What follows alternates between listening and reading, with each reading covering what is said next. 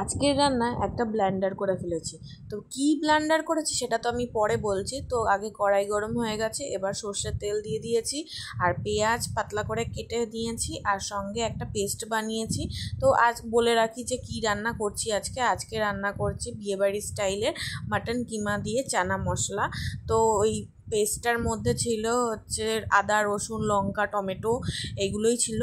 আর কড়াই গরম যেহেতু হয়ে গেছে, ব্যাস এর মধ্যে আমি জিরে ফোড়ন দিয়ে মশলাটা দিয়ে দিচ্ছি। এটাই ব্লেন্ডার করেছি।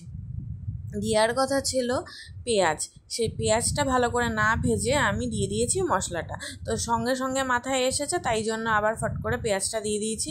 আর এর মধ্যে হলুদ জিরের গুঁড়ো আদা ধনের গুঁড়ো আর একটু লঙ্কার পেস্ট, সামান্য শুকনো লঙ্কার পেস্ট দিয়ে দিয়েছি। দিয়ে ভালো করে একটু কষিয়ে নিচ্ছি।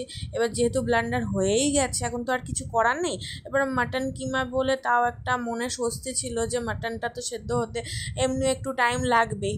তো মাটনের কিমাটা আমি আগে থেকে ধুয়ে রেখেছিলাম আর মশলাটা হালকা একটু ভাজা ভাজা হয়ে গেছে, তার মধ্যেই আমি মাটন কিমাটা দিয়ে দিলাম। যেহেতু মাংস সেদ্ধ হতে টাইম লাগবেই, এটা অনেকক্ষণ ধরে কষতেই হবে। তো পেঁয়াজটা এর মধ্যে অলরেডি সেদ্ধ হয়ে যাবে আর পুরো একদম মিলিয়ে যাবে। তো এর ভেতর দিয়ে দিতে হবে সামান্য পরিমাণে নুন। আপনারা আপনাদের পরিমাণ মতো নুন দেবেন। আগে থেকে আমি যেহেতু ওই কাবলি ছোলাটাকে সেদ্ধ করে রেখে দিয়েছিলাম নুন আর হলুদ দিয়ে, যার কারণে আমি 1 চামচ মতোই নুন দিয়েছি।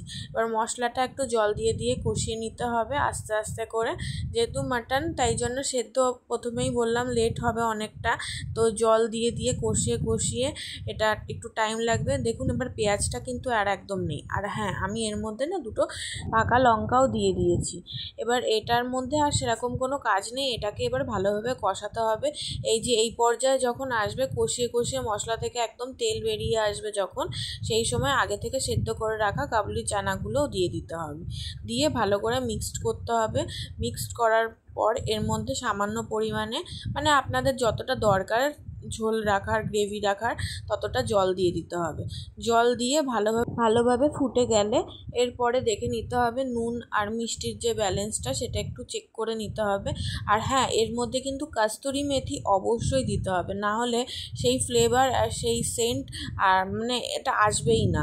আমি প্রথমে দেওয়ার আগে দেখছিলাম যে কেন আসছে না, তো তারপর কাস্তুরি মেথি দেওয়ার পর দেখি সেই পারফেক্ট যে গন্ধ যে চানা মশলা সেটা ঠিক এসে গেছে। আর এর মধ্যে আমি কিছুটা গরম মশলাও দিয়ে দিয়েছি আর ছোলাগুলো একটু হালকা ম্যাশ করে দিয়েছি যাতে একটু ঘন ঘন হয়ে যায়। আর লাস্টে এর মধ্যে আমি একটু ধনেপাতা ছড়িয়ে দিয়েছি। এটা কিন্তু লুচি রুটি পরোটার সাথে একদম পারফেক্ট কম্বিনেশন। আর আজকের মতো টাটা।